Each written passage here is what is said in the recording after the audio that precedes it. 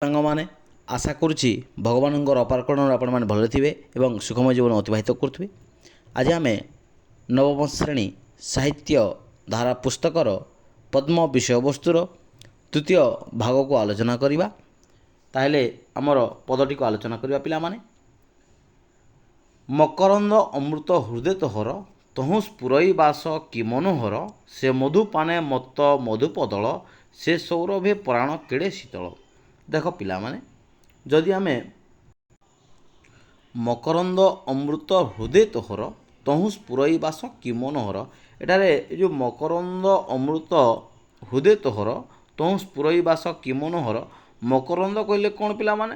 ନା ମକରନ୍ଦ କହିଲେ ଫୁଲର ମହୁକୁ ବୁଝାଏ, ଯାହାକି କ'ଣ ନା ଗୋଟେ ଅମୃତର ତୁଲ୍ୟ। ଠିକ୍ ଅଛି ପିଲାମାନେ। ଆଚ୍ଛା, ଆମେ ଫୁଲ ତ ଦେଖିଥିବା।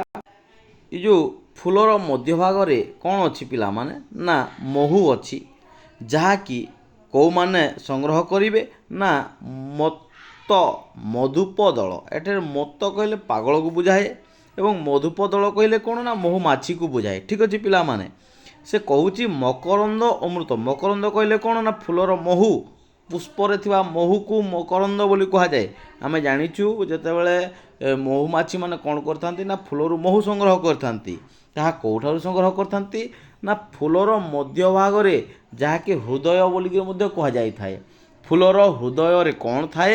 ନା ମହୁ ଥାଏ, ଯାହାକି ମକରନ୍ଦ ଅର୍ଥାତ୍ ଫୁଲର ମହୁ କେଉଁମାନେ ସଂଗ୍ରହ କରିଥାନ୍ତି?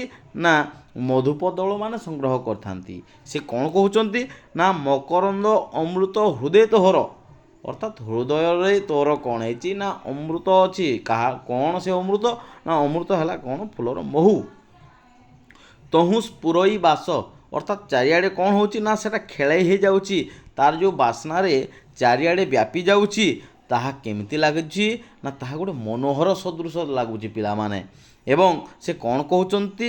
ତହୁଁ ସ୍ଫୁରଇ ବାସ କି ମନୋହର, ଅର୍ଥାତ୍ ଫୁଲର ହୃଦୟରୁ ଯେଉଁ ବାହାରୁଥିବା ମହୁଟା ଏତେ ବାସ୍ନା ହେଉଛି ଯେ ତାହା ମନକୁ କ'ଣ କରୁଛି? ନା ହରଣ କରିଦେଉଛି। ତେଣୁକରି କୁହାଯାଉଛି କ'ଣ? ମନୋହର ବୋଲିକରି ମଧ୍ୟ କୁହାଯାଉଛି। ସେ ମଧୁ ପାନେ ମତ୍ତ ମଧୁପଦଳ, ତାକୁ ମଧୁ ପାନ କରିବା ଅର୍ଥାତ୍ ପାଇବା ଇଚ୍ଛାରେ, ଖାଇବା ଇଚ୍ଛାରେ, ଭୋଗ କରିବା ଇଚ୍ଛାରେ କ'ଣ କରୁଛନ୍ତି? ନା ମଧୁପଦଳ ମତ୍ତ ହୋଇଯାଇଛନ୍ତି। ମତ୍ତ କହିଲେ ପାଗଳ, ସେମାନେ ପାଗଳ ହୋଇଯାଉଛନ୍ତି। ଏବଂ ସେ ସୌରଭେ ପ୍ରାଣ କେଡ଼େ ଶୀତଳ, ତାହାର ସୌରଭରେ ପ୍ରାଣଟା କ'ଣ ହେଉଛି? ନା ଶୀତଳ ହୋଇଯାଉଛି। ତେଣୁ ସେ କହୁଛନ୍ତି ପିଲାମାନେ କ'ଣ? ନା ମକରନ୍ଦ ଅମୃତ ହୃଦୟ ତୋହର, ଅର୍ଥାତ୍ ତୋର ହୃଦୟର ଅନ୍ତରରେ କ'ଣ ଅଛି? ନା ମହୁ ଅଛି। ତହୁଁ ସ୍ଫୁରଇ ବାସ କି ମନୋହର, ତାହାର ଯେଉଁ ବାସ୍ନାଟା ଚାରିଆଡ଼େ ବ୍ୟାପି ଯାଉଛି ଏବଂ ତାହା ମନୋହର ଦେଖାଯାଉଛି ବା ମନୋହର ଲାଗୁଛି।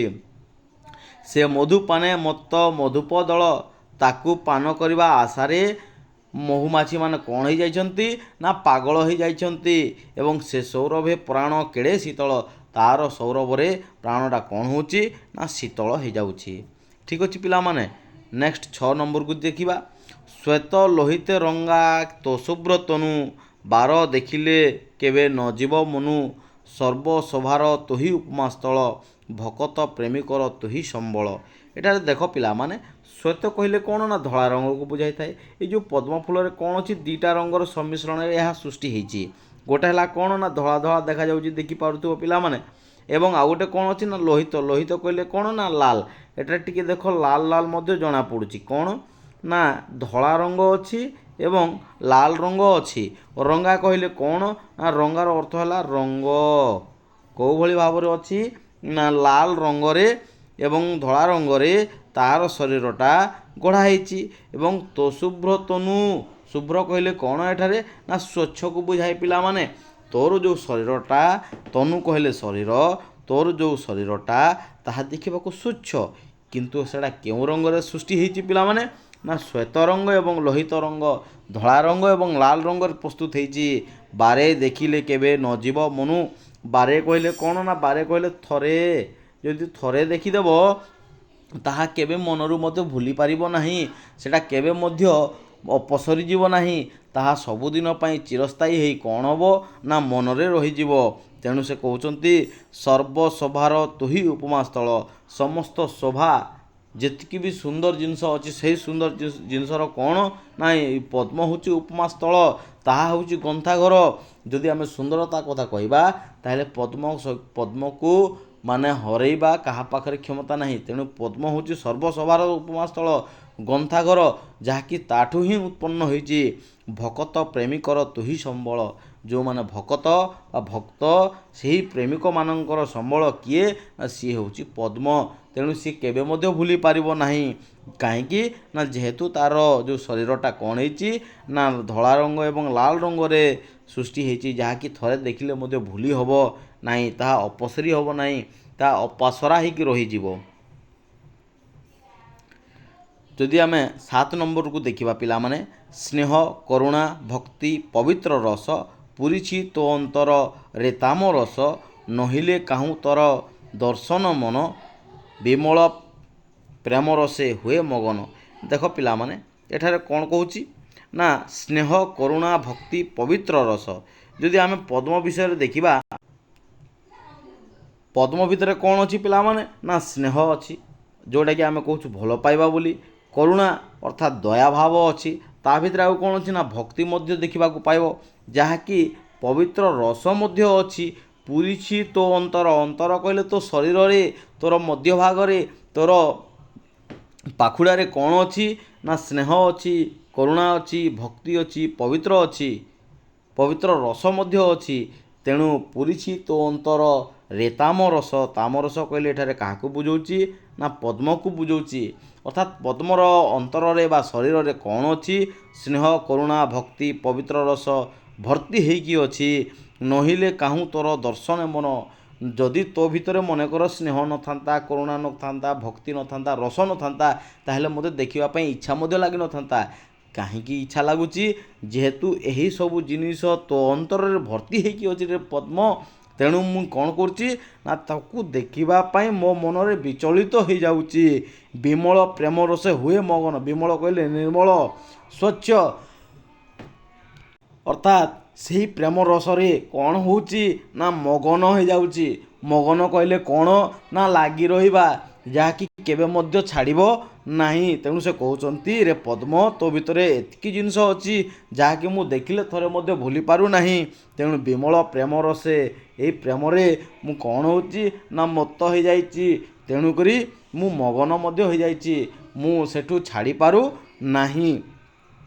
ଏଇ ଯେଉଁ ଚିତ୍ରରେ ଦେଖିପାରୁଥିବ ପିଲାମାନେ, କେତେ ସୁନ୍ଦର ମାନେ ସ୍ନେହ ଶ୍ରଦ୍ଧା କରୁଣା ଭକ୍ତି ଏଠାରେ ସବୁ ଦେଖିବାକୁ ମିଳୁଛି। ଠିକ୍ ଏହିପରି ଆମେ ପଦ୍ମ ସହିତ ମଧ୍ୟ ଦେଖିବାକୁ ପାଇବା। ଯଦି ପଦ 8କୁ ଦେଖିବା, ମଧୁମୟ ପବିତ୍ର ଯାହା ବିଶ୍ୱରେ, ତୋ ନାମ ସଙ୍ଗେ ମିଶା ବିଧାତା ବରେ, ପ୍ରିୟ ମୁଖ ନୟନ କର ଚରଣ, ତୋ ନାମ ସଙ୍ଗେ ସିନା ସୁଖ କାରଣ। ଏଠାରେ ସେ କ'ଣ କହିବା ପାଇଁ ଚାହୁଁଛନ୍ତି ନା ମଧୁମୟ ପବିତ୍ର ଯାହା ବିଶ୍ୱରେ। ମଧୁ କହିଲେ ମହୁ, ଅର୍ଥାତ୍ ମୟ କହିଲେ ସୁନ୍ଦରତାକୁ ବୁଝାଉଛି ପିଲାମାନେ। ମଧୁମୟ ପବିତ୍ର ଯେତିକି ବି ଜିନିଷ ବି ଅଛି ଏଠାରେ କ'ଣ ନା ମଧୁମୟ ପବିତ୍ର, ପବିତ୍ର ଭଳିଆ ଜିନିଷ ମଧ୍ୟ ଯାହା ଅଛି ଏ ବିଶ୍ୱ ବ୍ରହ୍ମାଣ୍ଡରେ, ଯାହା ସୁନ୍ଦର ଜିନିଷ ଅଛି, ଯାହା ଅତି ମାଧୁର୍ଯ୍ୟରେ ପରିପୂର୍ଣ୍ଣ, ତାକୁ ଯଦି ଆମେ ଦେଖିବା, ତୋ ନାମ ସଙ୍ଗେ ମିଶା ବିଧାତା ବରେ। ତୋ ନାମ ସହିତ କ'ଣ ହେଇଛି ନା ତାହା ମିଶିକି ଅଛି। ବିଧାତା ବରେ କହିଲେ ଭଗବାନଙ୍କର ଆଶୀର୍ବାଦରୁ ତୋ ନାମ ସହିତ ସେହି ପବିତ୍ର ଜିନିଷ ବା ମାଧୁର୍ଯ୍ୟରେ ପରିପୂର୍ଣ୍ଣ ଜିନିଷଟା ଲାଗି ରହିଛି। ଏ ବିଶ୍ୱ ବ୍ରହ୍ମାଣ୍ଡରେ ଯାହା ଦେଖିବା ତୋ ନାମ ସହିତ ତାହା ମିଶିକି ନିଶ୍ଚିତ ଭାବରେ ଥିବ। ପ୍ରିୟ ମୁଖ ନୟନ କର ଚରଣ। କ'ଣ କ'ଣ ଅଛି ନା ମୁଖ, ମୁହଁ ସହିତ ତୁଳନା କରାଯାଇଛି, ନୟନ ସହିତ ତୁଳନା କରାଯାଇଛି, କର ହାତ ସହିତ ତୁଳନା କରାଗଲା, ଚରଣ ପାଦ ସହିତ ତୁଳନା କରାଗଲା। ତୋ ନାମ ସଙ୍ଗେ ସିନା ସୁଖ କାରଣ। ତୋ ନାମ ସହିତ ଯଦି ଆମେ ତାକୁ ତୁଳନା କରିବା, ତୁଳନା କରିବା ଦ୍ୱାରା କ'ଣ ହେବ ନା ଆମକୁ ସୁଖ ପ୍ରାପ୍ତି ହେବ, ମୋକ୍ଷ ପ୍ରାପ୍ତି ହେବ, ଆମ ପାଇଁ ଆନନ୍ଦଦାୟକ ହେବ ଏବଂ ଖୁସିର ଲହରୀ ଖେଳିଯିବ। ତେଣୁ ସେ କ'ଣ କହୁଛନ୍ତି? ପ୍ରିୟ ମୁଖ ନୟନ କର ଚରଣ, ତୋ ନାମ ସଙ୍ଗେ ସିନା ସୁଖ କାରଣ। ତୋର ନାମ ସହିତ ଯେତେବେଳେ ଜଡ଼ିତ ହୋଇଯାଉଛି, ତୁଳନା କରାଯାଉଛି, ତାପରେ କ'ଣ ହେଉଛି ନା ଆମକୁ ସୁଖକର ତାହା ଉପଲବ୍ଧି ହେଉଛି। ଯଦି ଆମେ କେତେ ଗୁଡ଼ିଏ ପ୍ରଶ୍ନ ଅଛି ପିଲାମାନେ। 1 ନମ୍ବରରେ ଅଛି ମଧୁପଦଳ କ'ଣ ପାଇଁ ପାଗଳ ହୁଅନ୍ତି? ଆମେ ପଢ଼ିଛୁ ବର୍ତ୍ତମାନ ମଧୁପଦଳ କାହାକୁ କୁହାଯାଏ? ନା ମହୁମାଛିମାନେ କ'ଣ ପାଇଁ ମତ୍ତ ହୋଇଯାଇଥିଲେ? ନା ମହୁ ବା ମଧୁପାନ ପାଇଁ ସେମାନେ ମଧୁପଦଳ ପାଗଳ ହୁଅନ୍ତି। ପଦ୍ମଫୁଲ ଦେଖିବାକୁ କିପରିରେ ପିଲାମାନେ? ନା ପଦ୍ମଫୁଲ ଦେଖିବାକୁ ଶ୍ୱେତ ଲୋହିତ ରଙ୍ଗଯୁକ୍ତ ଶୁଭ୍ରକାନ୍ତି ମଣ୍ଡିତ। ତୁମକୁ କହିଥିଲି କ'ଣ ଥିଲା ତା ଭିତରେ? ନା ଧଳା ରଙ୍ଗ ଥିଲା। ଆଉ କ'ଣ ଥିଲା? ନା ଲାଲ ରଙ୍ଗ ଥିଲା। ମିଶିକି ସେମାନେ କ'ଣ ହେଉଥିଲା? ନା ପଦ୍ମଟା ଅତ୍ୟନ୍ତ ମାନେ ସୁନ୍ଦର ଦେଖାଯାଉଥିଲା। କେଉଁ ରସରେ ପଦ୍ମ ଅନ୍ତର ପରିପୂର୍ଣ୍ଣ?